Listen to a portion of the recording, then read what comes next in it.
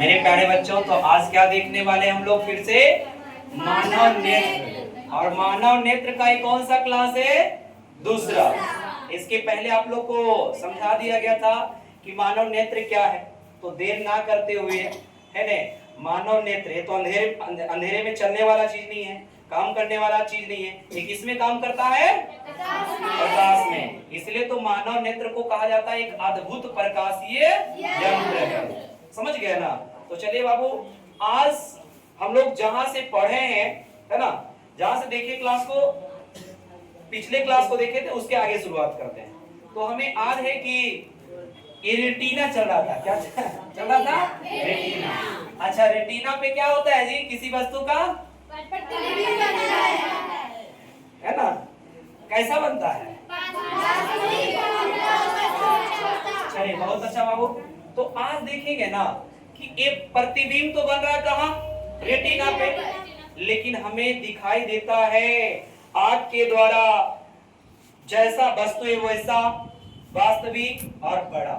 ऐसा क्यों? तो ऐसा इसलिए बाबू कि यहाँ पे कौन तंत्रिका है?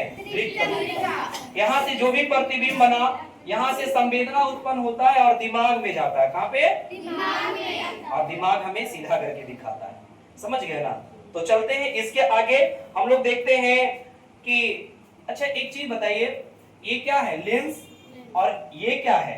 कॉर्निया। और इसके लेंस और कॉर्निया के बीच में क्या होता है? पुतली। क्या होता है? पुतली। अच्छा, नेत्र लेंस की खिड़की किसको कहते हैं? बताइए। कॉर्निया। तो ये जो बाबू नेत्र लेंस और पुतली के बीच जो द्रव, ध्यान दीजिए ध्यान दीजिए, द्रव रहता है उसको कौन द्रव कहते हैं? है ना? और लेंस और ये क्या है? कॉर्निया, है ना? या फिर जो रेटिना है इधर, तो लेंस और रेटिना के बीच जो द्रव रहेगा उसको क्या कहेंगे? बचाव द्रव। तो दो तरह के द्रव देखने को मिले हमारे नेत्र में, एक जलीय द्रव और दूसरा बचाव द्रव। क्लियर कट है ना? देखिए, वो एक चीज और बताए थे साथ ही साथ कि जो हमारा नेत्र होता है, ये हमारे पास कितने ज्ञानेंद्रियां हैं? 5। और उस पांचों में सबसे अगर संवेदनशील ज्ञानेंद्रिया है तो कौन है? और पांचों ज्ञानेंद्रिया के ऊपर हम लोग फोकस करेंगे, ठीक है ना? ज्ञानेंद्रिया का मतलब क्या होता है? जिससे हमें ज्ञान की प्राप्ति होती है। तो कितने ज्ञानेंद्रिया हमारे पास है? और उसमें से पहला क्या है? दूसरा, तीसरा, चौथा और लास्ट क्या है? देखिए बाबू, आँख से हम किसी चीज को देखते हैं। जैसे आपके पिताजी आ रहे हैं आपको पीटने के लिए, तो आप भागते देख करके ही ना, तो ज्ञान आपको अर्जित हुआ कि नहीं? पापा आ रहे, भाग जाओ। नहीं। दूसरा क्या है? त्वचा। क्या? अगर चींटी काटती है तो आपको एहसास होता है ना कि त्वचा पे मेरा चींटी काटा है ना? या फिर ठंडा, गर्मी, ये कहाँ से एहसास होता है? त्वचा से। फिर साथ ही साथ नाक के द्वारा। अगर देखिए, आपके घरों में अच्छा टेस्ट वाला खाना बनता है तो सुन करके बताते हैं कि नहीं बताते हैं? तो किससे बताते हैं? नाक से। अगला क्या है? कान, है ना? कोई किसी का बुराई कर रहा है आप लोग में से, है ना, तो आप उसको कैसे सुनते हैं? कानों के द्वारा। समझ रहे हैं ना? चलिए, लेकिन आप लोग बुराई नहीं कीजिएगा, समझ गए ना? चलिए ठीक है। अगला क्या है? जीभ। बुराई करना अच्छा बात नहीं है। क्या जी? गलत बोल रहे हैं। तो नेक्स्ट क्या है हमारा? जीव। अच्छा, जीव, अगर कोई चीज का मान ली घर में बना है ने, तो ठीक है, बात वो तो सूंघ रहे तो ठीक है, आप नाक द्वारा सूंघ रहे, लेकिन सच में वो टेस्ट उसका कैसा है, इसके लिए हमें कहाँ जाना होगा? उसको मुख में लेना पड़ेगा भोजन को, जीभ के पास लेके जाएंगे। और पता है, जीभ पे छोटे छोटे छिद्र होते हैं जिन्हें क्या कहते हैं? और उसी के द्वारा ना हम स्वाद को पकड़ते हैं जी, कि खट्टा है कि तीता है कि मीठा है। चलिए बाबू, यहाँ तक कोई दिक्कत? अब हम लोग आगे बढ़ते हैं। देखिए, अब देखते हैं हम लोग देखने की क्रिया। आखिर हम किसी वस्तु को देख कैसे लेते हैं? बड़ा सवाल है बाबू, इम्पोर्टेंट। सुनिए ना। हेलो हेलो, प्यारे बच्चों ध्यान दीजिए इधर। कहाँ ध्यान है ने? देखिए, कहावत भी हुआ, नजरे हटी दुर्घटना घटी। अगर ध्यान नहीं दीजिएगा क्लास में, चीजें समझ में नहीं आएगा। इसलिए बाबू कंसंट्रेशन बना के रखिएगा। ये 10 मिनट आप लोग भी को भी बाबू जो देख रहे हैं वीडियो को, थोड़ा सा कंसंट्रेशन बना के रखिएगा, है ना? चीजें समझ में आएगा। और सारा चीज प्रयास है कि धीरे धीरे ठीक हो जाएगा। अभी मेरे पास जो माइक देख रहे हैं ये सही से काम नहीं कर रहा है, क्या जी गलत बोल रहे हैं? ठीक है, सब ठीक होगा समय के अनुसार, धैर्य रखिए। तो अब हम देखते हैं बाबू, बड़ा सवाल है कि सर हम देखते कैसे हैं किसी चीजों को। तो बाबू देखिए, थोड़ा सा ध्यान दीजिएगा इधर। सबसे पहले मान लिया जाए ये सन है, क्या है? सन। सूरज है। यहाँ सूरज से प्रकाश निकला, प्रकाश की किरण किसी भी वस्तु पे वो टकराया। मान ले जिस वस्तु को हम देखना चाह रहे हैं तो प्रकाश यहाँ से कहाँ टकराया? उस वस्तु पे, और उस वस्तु से टकरा करके हमारे नेत्र के पास आया। और नेत्र में सबसे पहले कहाँ जाएगा बाबू, बोलिए आप लोग? कॉर्निया। कॉर्निया से होते हुए लेंस के पास आता, और लेंस परावर्तन कर देता है कि अपवर्तन कर देता है? चलिए बहुत अच्छा जी, क्या करता है? और अपवर्तन कर करके कहाँ उसको भेजता है? हाँ, और एक बात देखिए और ध्यान दीजिएगा, ध्यान दीजिएगा वो उस अपवर्तन को, माने उस अपवर्तन को सहयोग में कोराइड का विभाग होता है कि नहीं होता है? समझ गए? तो यहाँ कहाँ भेज दिया उसको? रेटिना के पास। वस्तु पर पड़ा प्रकाश कॉर्निया से होते हुए कहाँ गया? और लेंस से कहाँ गया? रेटिना पे। और रेटिना पे जैसे ही जाता है बाबू, वहां पे प्रतिबिंब कैसा बनता है? वास्तविक, उल्टा और वस्तु से छोटा।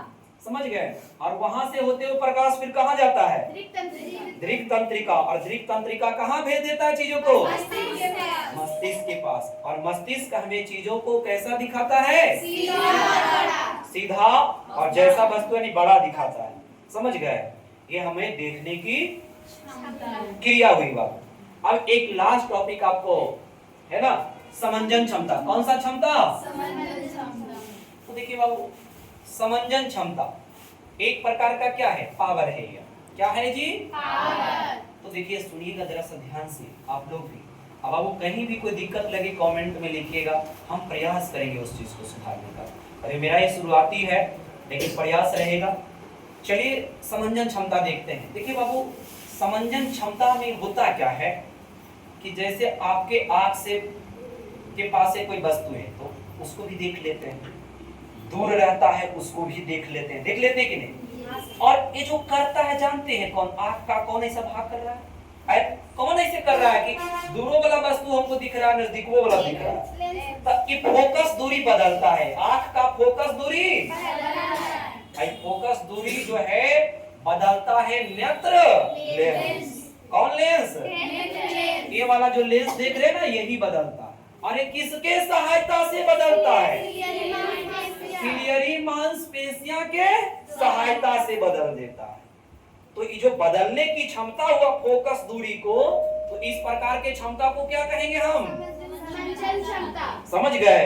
कौन क्षमता? समंजन क्षमता। इसमें 2 पॉइंट ध्यान रखना है बाबू कि अगर आपके आंख किसी वस्तु को स्पष्ट देखना चाहता है तो नेत्र और उस वस्तु के बीच न्यूनतम दूरी कितनी होनी चाहिए? 25 सेंटीमीटर। न्यूनतम दूरी कितनी होनी चाहिए बाबू? 25 सेंटीमीटर। और बोले कि अगर हमें सिर्फ आंख से देखना है किसी वस्तु को तो अधिकतम कितना दूरी तक देख सकते हैं? तो अधिकतम लगन रहे है ना, या केवल देखना है ना, किसी वस्तु को देखना तो कितनी दूरी तक रखा रहेगा तो देख सकते हैं? तो इसका सीधा जवाब होगा बाबू, तो दिक्कत बाबू। समझ में आया कि नहीं? है ना? और बाकी ये तो समझ में आ गया। अच्छा ये बताइए, हमारा जो आंख है कितना डिग्री, दोनों आंख से कितना डिग्री सेल्सियस तक हम देख सकते हैं? 180। दोनों आंख से कितना? 180। और अगर एक आंख को मान लिया बंद कर दिया इसे, तो एक आंख से कितना देखेंगे? 130। 130 नहीं, सॉरी 150। कितना होगा जी? 30 कम जाता है। क्या होता है? 30 कम जाता है। समझ गया ना? बाकी चीजें तो समझ में आया? यहाँ तक कोई दिक्कत? समझ में आया कि नहीं आया? ठीक है ना? तो अच्छा एक चीज और, एक सवाल और है कि किस जीव का सबसे बड़ा आंख होता है? हिरण का। किसका? हिरण का। और सबसे छोटा आंख किस? बड़ा शरीर से देखने में बड़ा लगेगा लेकिन आंख उसका छोटा रहेगा। हाथी का। किसका? हाथी का। समझ गया ना? अच्छा एक बात और है कि जो हमारा आंसू जो निकलता है बाबू, है ना, वो कौन सा ग्रंथि से निकलता है? अश्रु ग्रंथि से, या उसका एक और नाम है बाबू क्या? लैक्रिमल। क्या नाम है? लैक्रिमल ग्रंथि। कौन सा ग्रंथि? समझ गया ना? तो ये हम लोग का नेत्र था।